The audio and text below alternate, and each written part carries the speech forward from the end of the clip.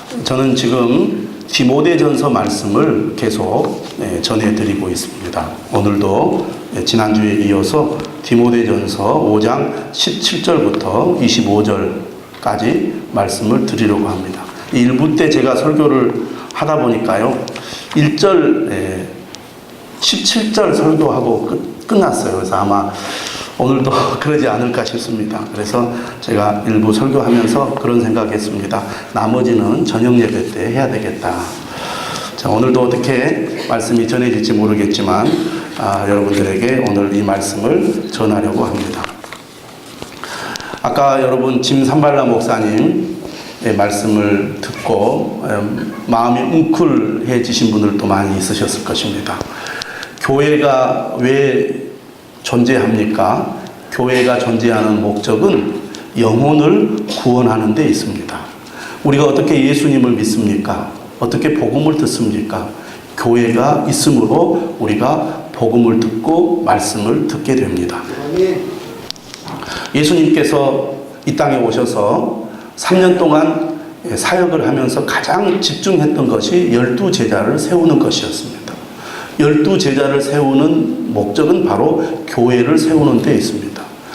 너희는 나를 누구라 하느냐 예수님이 질문하신 다음에 이 반석 위에 내 교회를 세운다고 예수님 말씀하셨습니다. 예수님께서 승천하신 후 성령이 강림하셨을 때 일어났던 첫 번째 사건은 바로 교회가 세워진 것이었습니다. 교회가 세워짐으로 말미암아 이 초대교회 예루살렘 지역에 놀라운 부흥의 역사가 일어났습니다. 사도 바울이 이방 나라의 복음을 전하면서 제일 먼저 했던 것도 역시 각 지역에 도착해서 교회를 세우는 것이었습니다. 교회를 통해서 복음이 전달되기 때문입니다. 교회를 통해서 사람들이 예수를 믿고 하나님의 자녀가 되어 믿음을 지켜나가기 때문입니다. 교회가 존재하는 목적은 바로 영혼을 구원하고 살리는 데 있기 때문입니다. 뿐만 아니라 교회는 성도들의 믿음을 보존하고 성도들의 믿음을 세워서 성장시키며 성숙해 하는 곳입니다. 교회가 있기 때문에 우리의 믿음이 보존되고 교회가 있기 때문에 우리의 믿음이 성장한다고 할 수 있겠습니다. 여러분, 만약 어떤 성도가 믿음이 좋다 할지라도 교회를 떠나면 점점 믿음이 약해지게 되어 있습니다. 믿음이 흐트러지게 되어 있습니다. 아무리 힘들고 어려워도 교회 안에 머물러 있으면 믿음을 지켜낼 수 있습니다. 어떤 성도가 우리에게 필요한가? 힘들고 어려우면 교회를 떠나는 성도가 필요한 게 아니라 힘들고 어려워도 어떻든지 교회 안에 머물러 있는 성도가 필요합니다. 그런 성도가 믿음을 지키는 거예요. 실제로 성도들을 보면 그렇습니다. 아무리 힘들어도 아무리 불만이 많고 세상에 대해서 늘 한탄을 하면서도 또 하나님에 대해서도 원망하면서도 하나님을 떠나지 않는 사람은 믿음을 지켜나갑니다. 믿음을 보존하는 거예요. 아무리 믿음이 좋았던 사람도 그냥 말없이 교회를 떠나서 더 이상 교회를 다니지 않으면 서서히 믿음이 사라지면서 어느 순간에 믿음을 완전히 떠나게 되는 것입니다. 그만큼 교회가 우리에게 중요하다는 겁니다. 믿음 생활을 잘하기 원한다면 교회를 귀하게 여겨야 될 줄로 믿습니다. 할렐루야. 교회를 소중히 여기는 마음이 있어야 되는 거예요.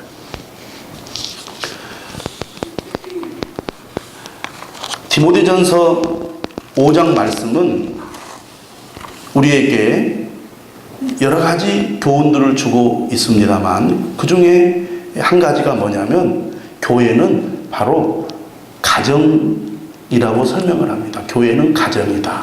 성도들은 가족이다. 그래서 우리가 교회 생활하면서 소중하지 않은 사람이 하나도 없다는 겁니다. 나이가 드신 분이나 젊은 분이나 남자나 여자나 믿음이 좋은 사람이나 믿음이 좋지 않은 사람이나 교회에 속한 모든 성도들은 다 귀하고 소중합니다. 그래서 우리가 신앙생활 하면서 교회를 소중히 여긴다는 것은 무엇을 의미하느냐? 교회에 속한 성도들을 소중히 여긴다는 것입니다. 여러분들이 신앙생활하면서 그런 마음과 믿음으로 교회를 섬겨야 될 줄로 믿습니다. 우리가 예수 그리스도를 믿으면 우리 안에 성령님이 임하십니다. 성령님이 임할 때 우리 안에 어떤 마음이 생기냐면 예수가 그리스도라는 믿음이 생기게 되는 거예요. 예수 그리스도께서 나를 위해 죽으셨습니다. 예수 그리스도가 나의 주님이요 구원자입니다. 라는 믿음이 우리 안에 임하신 성령으로 말미암아 생기게 되고 성령으로 말미암아 우리가 확신하게 되는 것입니다. 그리고 우리가 예수를 믿고 성령을 받으면 어떤 변화가 일어납니까? 마음에 평안이 임합니다. 우리가 예수님을 믿는 사람의 변화 중에 첫 번째가 바로 마음의 평안입니다. 많은 사람들이 걱정, 근심, 염려를 가지고 교회에 나옵니다. 그 문제를 해결해 보고자.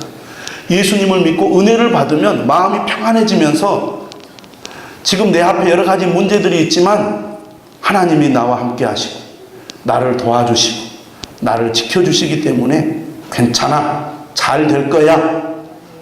할렐루야. 그런 믿음이 생기니까 마음이 평안해지는 것이죠. 또 성령님이 우리 안에 임함으로 말미암아 나타나는 변화가 뭐냐면 교회가 좋아진다는 거예요. 그래서 처음 은혜를 받고 성령 받은 사람의 특징이 뭐냐면 교회가 참 좋아요. 우리 교회 참 좋아요. 이런 고백을 하는 거예요. 여러분들이 예수 믿고 은혜 받았다면 다 그런 경험이 있을 겁니다. 우리 교회가 참 좋아요. 너무나 좋아요. 사실 알고 보면 안 좋은 것이 많아요. 교회. 네. 그런데요, 은혜를 받으면 뭐가 같냐면 사랑에 빠진 것과 같아요. 사랑을 하면요, 상대방이 나쁜 것이 보이지 않고 다 좋은 것만 보입니다. 그래서 늘 행복해요. 은혜를 받고 성령을 받으면 나타나는 변화가 교회가 좋아진다는 거예요. 우리 교회가 너무 좋아요. 그래서 어떤 분이 저에게 그렇게 해요. 우리 교회 너무 좋은 것 같아요. 그러면 예, 그렇지요. 제가 그렇게 말하면 속으로 시간이 지나면 교회에 대해서 못마땅한 게 많이 생길 텐데 그때 가면 어떡하지? 이런 걱정이 되면서도 은혜를 받으면 교회가 너무 좋다는 거예요. 또 하나 특징이 뭐냐면 이렇게 얘기를 해요. 우리 교회 성도들 너무 좋아요. 다 미남이고 미인이고 다 믿음이 좋은 것 같아요. 은혜 받으면요, 성도들이 그렇게 좋게 보이는 거예요. 그래서 은혜 받은 사람의 특징이 뭐냐? 잘 몰라도 저 예수님 믿어요. 저 교회 다녀요. 그러면 막 그렇게 반가워하는 거예요. 아이고 반가워요. 저도 예수 믿어요. 예수님 믿으니까 너무나 좋죠. 잘 몰라도 친근감을 느끼고 그 사람이 막 가깝게 느껴지고 가족처럼 형제처럼 느껴지는 거예요. 동지감을 느끼는 거예요. 여러분 다 그런 경험 해보셨죠? 아닌 것 같아요. 은혜를 제대로 안 받은 사람이에요. 네. 은혜를 받으면 교회가 좋고 성도들이 너무 좋은 거예요. 형제처럼 자매처럼 느껴지는 거예요. 왜 그렇습니까? 성령님이 우리를 그렇게 만들어 주시기 때문입니다. 에베소서 4장 3절에 뭐라고 되어 있느냐면 평안에 매는 줄로 성령이 하나 되게 하신 것을 힘써 지키라. 이렇게 되어 있습니다. 성령님은 우리를 하나 되게 만들어요. 예수 그리스도를 믿는 믿음 안에서 하나 되게 만들고 그 믿음 안에서 성도와 성도가 형제 자매라는 그런 마음을 갖게 만드는 거예요. 그래서 교회는 은혜로 충만한 사람, 성령으로 충만한 사람들이 많이 필요합니다. 그런 사람들은 그저 잘 몰라도 웃으면서 반가워요. 잘 오셨어요. 예. 잘 지내시지요. 교회 오셨으니까 같이 식사하고 가세요. 예. 진짜 마음에서 우러나서 그렇게 기쁨으로 형제 자매를 대합니다. 그게 은혜 받은 사람의 특징이고 은혜 받으면 그런 마음이 성도 간에 서로 생기는 거예요. 그 교회가 좋은 교회죠. 근데 문제는 뭐냐? 에베소 4장 3절에 그렇게 얘기하잖아요. 평안에 매이는 줄로 성령이 하나 되게 하신 것을 힘써 지키라. 성령님이 마음을 열어주세요. 어떻게 마음을 열어주십니까? 예수님이 주님이라고, 예수님이 나의 구원자라고 믿게 해주신다 그 말이에요.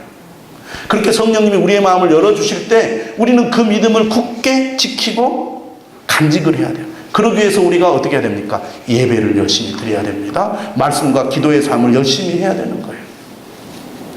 또 성령님께서는 우리의 마음을 열어주셔서 교회가 좋아지게 하시고, 또 성도들이 사랑스럽고 좋아지게 그렇게 만들어주세요. 그렇게 만들어주시는데 그 마음이 계속 자연스럽게 저절로 유지되느냐? 아니에요. 어느 순간이 되면 그런 마음이 점점 사라지기 시작해요. 그래서 그 마음이 사라지지 않고 계속 유지되기 위해서는 심서 의롭게 해야 됩니다. 저도 이제 다른 목사님들과 이렇게 교제를 이렇게 하다 보면 어떤 목사님들은 참 존경스럽고, 그리고 가까이 하고 싶은 목사님들이 있습니다. 반면에 어떤 목사님들은 좀 가까이 하기 싫은 목사님이 있어요. 왜냐하면 사람이라는 게 닮아가게 되어 있거든요. 믿음이 좋은 사람과 어울리면 나도 믿음이 좋아지고, 믿음이 안 좋은 사람하고 어울리면 나도 믿음이 안 좋아지게 되어 있어요. 인격적으로 훌륭하고 생각이 건전하고 비전이 뚜렷한 목사님들하고 교제를 하다 보면 나도 영향을 받아가지고 그런 방향으로 나아가게 됩니다. 그런데 그렇지 않은 목사님과 어울리면 비판적이 되고 또 자신감이 떨어지고 그렇게 되더라고요. 근데 우리가 살다 보면 꼭 내가 원하는 사람들하고 좋은 분들하고만 어울리고 교제를 하게 되느냐? 절대 그렇지 않습니다. 불가피하게 좀 마음에 들지 않아도 가까이 할 수밖에 없고 가까이 하게 되는 사람들이 있다고 말이에요. 그런데 제가 교제를 하면서 경험한 것 중에 하나가 뭐냐면, 처음에는 별로 마음에 안 들었어요. 가까이 하고 싶은 마음이 없었어요. 그런데요, 자주 만나서 얘기하고 자주 식사하고 그렇게 교제를 계속 하다 보니까요, 단점은 감춰지고 장점이 보이면서 친해지는 것을 보았어요. 사람이 자주 만나서 교제하다 보면 마음이 멀었던 사람도 마음이 가까워지는구나. 제가 그걸 느꼈어요. 우리가 인간관계에서도 마찬가지인 것 같아요. 교회 안에서도. 우리가 자주 만나서 자주 교제하다 보면 가까워지고 하나가 되는 거예요. 여러분, 주님께서는 우리에게 뭐라고 말씀하냐면 사랑하라고 말합니다. 근데 우리는 어떤 생각을 하냐면 마음이 있어야 사랑을 하지요. 내가 저 사람에 대해서 좋은 감정을 가지고 있지 않은데 저 사람과 가까이 지내라는 거 부담스럽습니다. 불편합니다. 이렇게 말하는 분들이 많이 있습니다. 근데 주님은 뭐라고 말하느냐면 사랑하라고 말해요. 이것은 너의 감정을 따르지 말고 하나님의 말씀을 따라 순종하라는 말입니다. 우리가 하나님의 말씀을 의지해서 사랑을 실천하다 보면 감정이 뒤따라 가더라고요. 내가 힘써 하나됨을 지키려고 노력하다 보면 처음에는 하나가 되지 못했는데 나의 열심과 노력이, 나의 순종하는 그런 마음이 변화되어서 진짜 마음에서 그 사람을 좋아하는 마음, 그 사람을 사랑하는 마음이 생기더라는 것입니다. 그러므로 에베소서 4장 3절 성령이 하나 되게 하신 것을 힘써 지키라. 여러분, 교회가 소중하다면, 교회를 소중하게 여긴다고 생각한다면 우리가 하나 되게, 성령이 하나 되게 하신 것을 힘써 지켜야 될 줄로 믿습니다. 교회는 하나 될 때 그 교회에 속해 있는 성도들이 믿음이 세워지고 믿음이 자라서 하나님의 은혜와 복을 누릴 수 있기 때문입니다. 에베소서 4장 11절에서 13절에 보면 이런 말씀이 있습니다.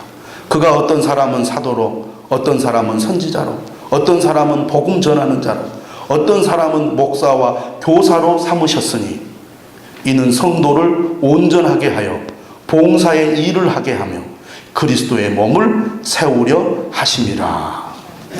교회를 가리켜서 그리스도의 몸이라고 얘기합니다. 그리스도의 몸이라는 것은 두 가지로 생각해 볼 수 있습니다. 첫째, 그리스도, 교회는 그리스도를 나타내는 곳이라는 거죠. 여러분, 예수님은 부활하시고 승천하셨습니다.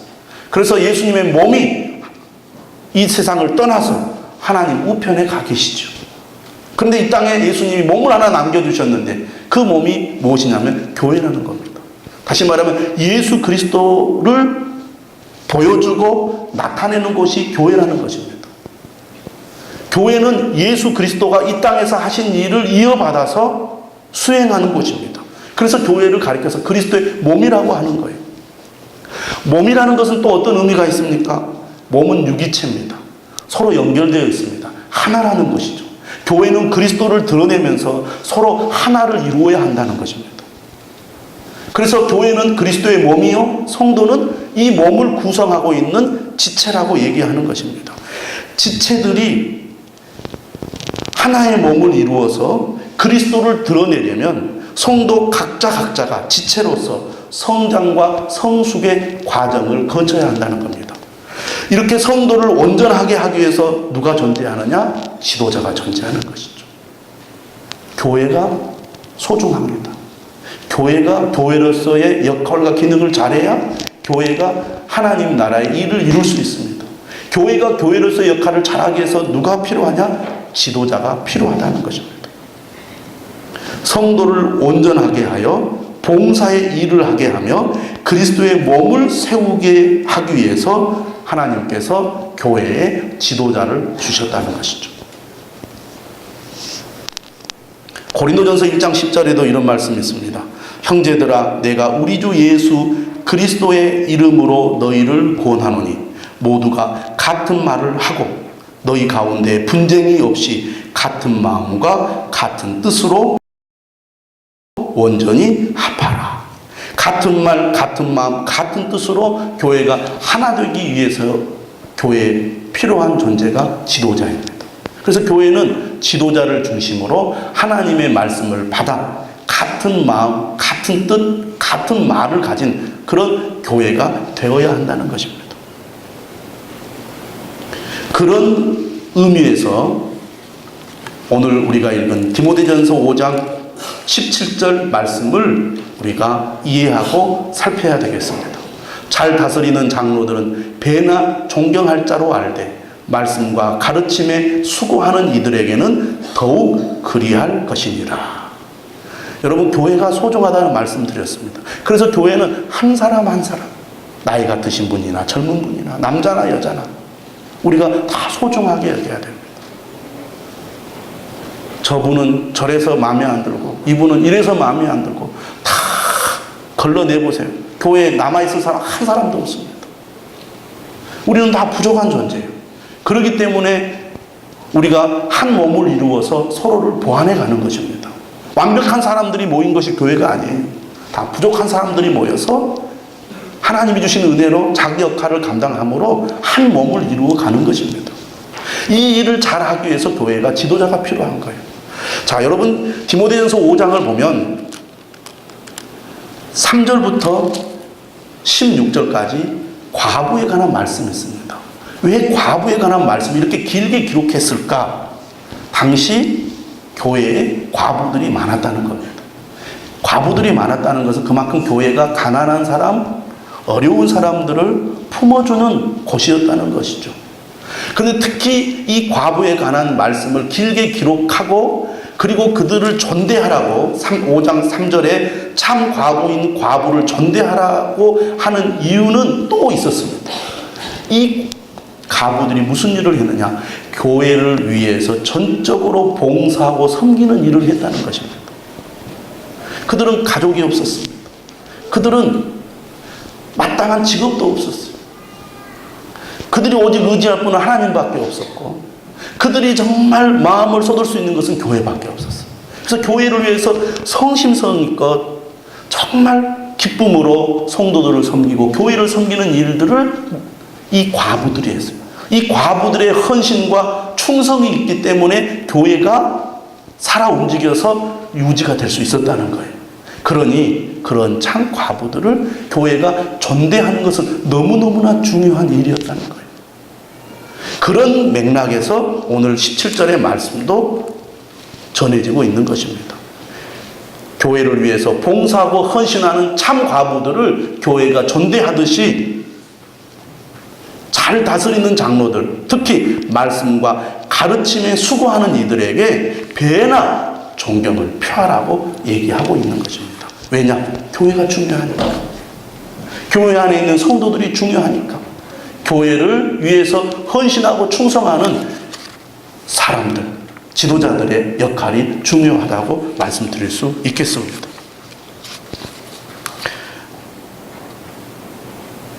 비슷한 말씀이 갈라디아서와 히브리서에 있습니다. 갈라디아서 6장 6절에 보면 가르침을 받는 자는 말씀을 가르치는 자와 모든 좋은 것을 함께하라 이렇게 되어 있습니다. 히브리서 13장 17절도 뭐라고 되어 있습니까? 너희를 인도하는 자들에게 순종하고 복종하라. 그들은 너희 영혼을 위하여 경성하기를 자신들이 청산할 자인 것 같이 하느니라. 그들로 하여금 즐거움으로 이것을 하게 하고 근심으로 하게 하지 말라. 그렇지 않으면 너희에게 유익이 없느니라.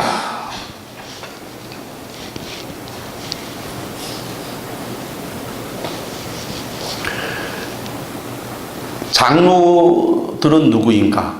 당시 교회는 아직 제도적으로 발전되어 있지 않았기 때문에 신학교가 있다든지 그리고 목회자를 전문적으로 양성하고 훈련하는 그런 제도가 있기 이전에 기록된 말씀입니다. 그러다 보니까 당시에 어떤 사람들을 교회의 지도자로 세웠냐면 교회의 연장자, 그리고 신앙의 어떤 경험과 그리고 검증이 된 연장자들을 장로로 세워서 그들로 하여금 교회를 다스리고 교회를 감독하도록 했다는 것입니다. 17절의 말씀은 오늘날로 말하면 목회자에 해당한다고 하겠습니다. 왜냐하면 말씀과 가르침에 수고하는 이들이라는 표현을 보면 여기서 잘 다스리는 장로들은 교회의 연장자들 가운데 특히 말씀과 가르침에 수고하는 그런 지도자들을 가리킨다고 볼 수가 있습니다. 근데 오늘 본문에 보면 잘 다스리는 장로들은 배나 존경할 자로 알되 그랬습니다. 존경하다는 말이 무슨 뜻이냐? 5장 3절에 참 과부인 과부를 존대하라는 말씀이 있습니다. 여기서 3절에 나오는 존대하다는 말과 그리고 오늘 본문 17절에 나오는 존경할 자라는 말은 같은 단어입니다. 같은 단어예요. 존경한다, 존대한다는 말은 두 가지 의미죠. 첫째는 인격적으로 존중하고 인격적으로 잘 대해주라는 그런 의미가 있습니다.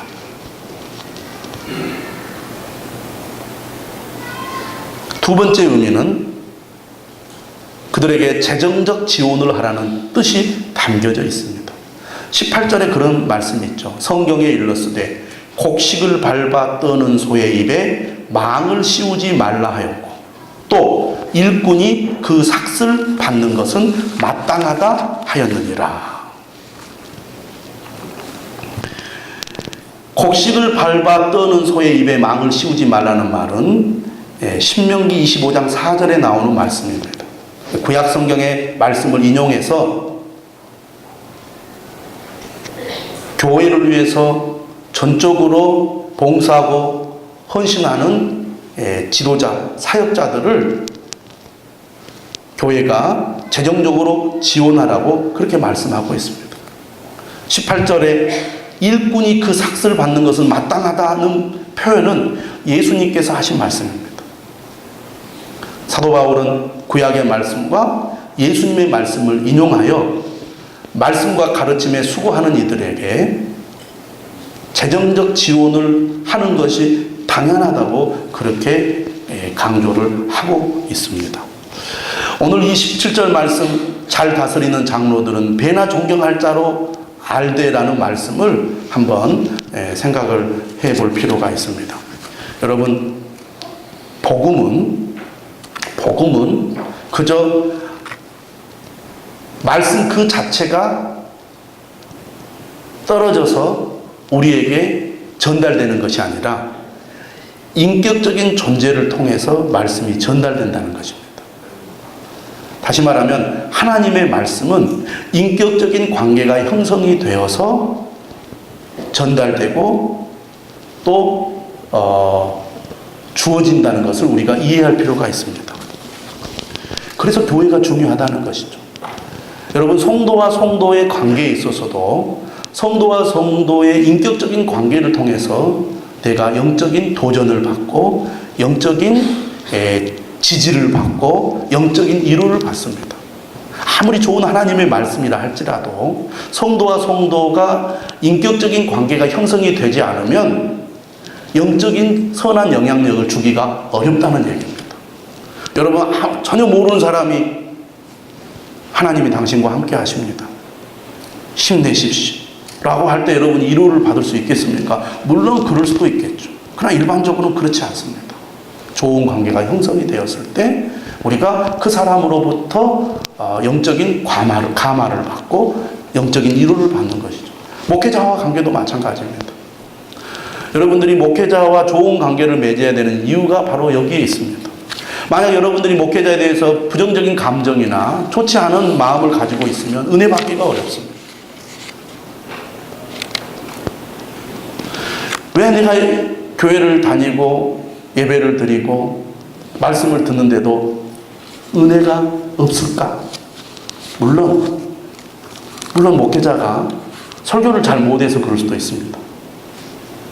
전하는 말씀이 별로 이해가 되지 않아서 그럴 수도 있습니다.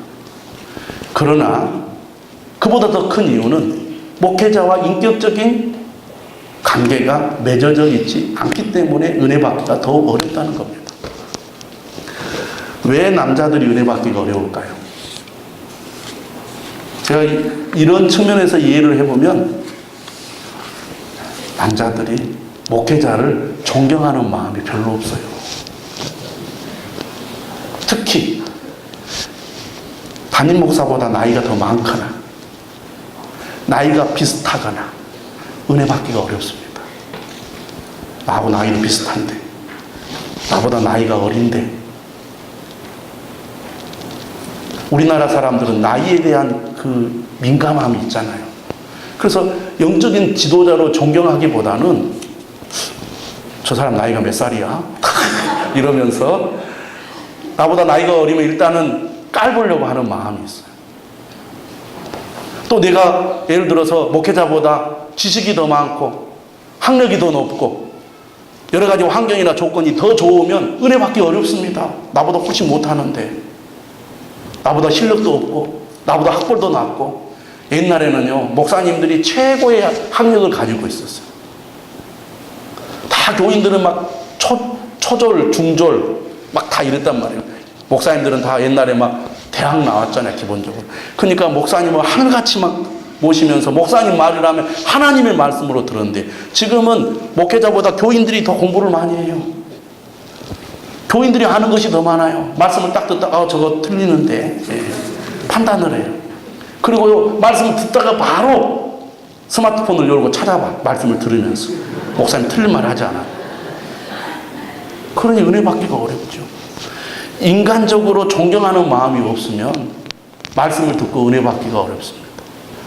하나님께서 목회자를 도구로 사용하셔서 우리에게 말씀하신다는 이런 매우 기본적인 그런 믿음이 없이는 은혜 받기가 어려워요. 결국 누가 손해입니까? 성도 자신이 손해인 거예요. 목회자를 존경하라. 누구 좋으라고. 목사님이 나에게 잘해준 것이 뭐가 있다고. 개인적으로 나에게 잘해준 것이 아무것도 없는데 나도 목사님이 나한테 개인적으로 잘해준 거 없으니까 나도 안 할 거야. 이런 마음 가지고 신앙생활 해보세요. 여러분들에게 유익이 하나도 없는 겁니다. 목회자는 말씀과 기도로 교인을 섬기는 거예요. 할렐루야. 그래서 여러분 좋은 믿음의 사람이 되기 원한다면 목회자와 좋은 인격적 관계를 맺으시기를 바랍니다. 존경하는 사람이 돼야 돼요. 제가 존경받고 싶어서 이런 얘기 하는 거 아닙니다. 제가 오늘 상당히 뻔뻔하죠. 나를 존경하라 그런 말 아니에요. 여러분 자신을 위해서 그렇게 하라는 거예요. 근데 진심으로 여러분 마음속에 존경의 마음이 있느냐. 그러려면요, 여러분들이 목회자를 위해서 기도를 많이 하셔야 돼요. 예. 누구를 위해서? 여러분 자신을 위해서. 여러분 자신을 위해서 기도하는 거예요. 존경한다는 것을 어떻게 표현하면 좀 이해가 될까? 저는 이 5장의 말씀이 이 가족이라는 그런 개념으로, 시각으로 이 말씀을 이렇게 살피고 있다는 것을 여러분들이 유념할 필요가 있습니다. 존경하라는 말은요, 어떤 면에서는 부모를 대하듯이 하라는 겁니다. 참 과부인 과부를 존대하라. 너의 부모님처럼 생각하라는 거예요. 잘 다스리는 장로들은 배나 존경할 자로 알아라. 부모님을 대하듯이 하라는 얘기입니다. 여러분, 특히 우리 남자분들 얘기를 좀 하겠습니다. 이제 나이가 좀 들면 부모님에 대한 마음이 애틋하죠. 감사하기도 하고 미안하기도 하고 늙으신 모습 보면 짠하기도 하고 제대로 효도를 못한 것에 대한 안타까운 마음이 있잖아요. 처음이라도 더 잘해주고 싶은 마음이 있죠. 그런 마음이 존경하는 마음이에요. 목회자에게 그런 마음이 있습니까? 그런 게 필요하다 그 말이에요. 누구를 위해서? 성도들 자신을 위해서. 그런 마음을 가지고 우리가 목회자를 대하고 예배를 드리고 하나님의 말씀을 듣고 그렇게 해야 됩니다. 여러분의 태도, 여러분의 행동, 이러한 모습 속에 존경의 마음이 담아 있어야 돼요. 근데 그것이 나를 더욱 더 뭐라 그럴까요? 가치 있고 존귀하게 만들어줍니다. 성도와 성도의 관계에서도 마찬가지예요. 은혜로운 사람은 오히려 나보다 못한 사람을 더 존대하는 거예요. 더 깍듯하게, 더 사랑의 마음으로. 그래서 여러분 교회 안에 누가 어렵고 힘들다 그러면 정말 안타까운 마음으로 그들을 위해서 기도해주고 그들을 돕고 섬기려는 마음을 가져야 하나님의 복이 그런 사람들의 마음에게 임하는 것이죠. 냉정하고 계산적이고 이렇게 세상적인 그런 이기적인 마음으로 교회 생활을 하면 어떻게 우리가 은혜를 받겠습니까? 그런 의미에서 오늘 말씀을 여러분들이 이해하시기를 바랍니다. 축복의 통로라고 생각하십시오. 이것이 하나님을 믿는 믿음 생활에서 중요한 것이라고 여러분들이 여기시기를 바랍니다. 하나님께서 교회를 통해서 여러분의 가정에, 여러분의 삶에, 또 여러분의 자녀들에게 하늘의 은혜와 복을 주시기를 바랍니다.